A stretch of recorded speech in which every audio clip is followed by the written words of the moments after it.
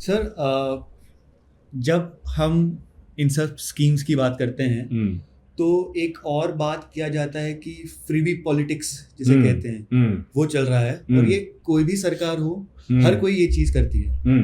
तो इस particular political strategy पे आपका क्या, क्योंकि मैं इसे सोशल स्ट्रेटेजी तो हुआ ही बट पॉलिटिकल स्ट्रेटेजी के आड़ में जो है वो किया जाता है, तो क्या ये स्ट्रेटेजी सही है, किस हद तक सही है, अगर गलत है तो किस हद तक गलत है? No, very nice question actually, and this is socialism going berserk, right? तो capitalism going berserk से क्या होता है आप समझिए, अमीर मतलब the top and bottom का difference would be very high. Socialism going berserk का क्या होता है?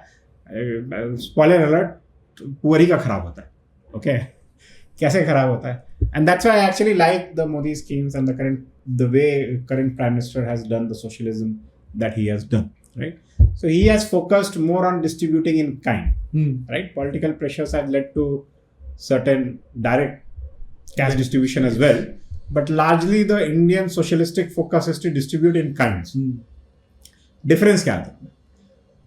कैश अगर हम डिस्ट्रीब्यूट करते हैं, लोगों को डायरेक्टली हाथ में कैश देने लगते हैं जी, तो पैसा तो पेड़ पे उगता नहीं है, पैसा तो लिमिटेड है, तो पैसा आप ज्यादा लोगों के हाथ में दे दीजिएगा, कहीं खर्चा हो जाएगा, that will directly result into inflation, right?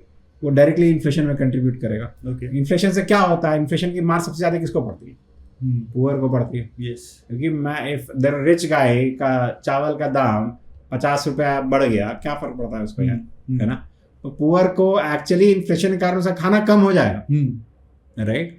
So all this freebies to the extent that there are directly related to cash distribution or directly cash benefits that are going. They are socialism gone berserk. There is no good outcome of it. Inflation is the only fallout. And the problem of inflation is that it penalizes the poorest the most.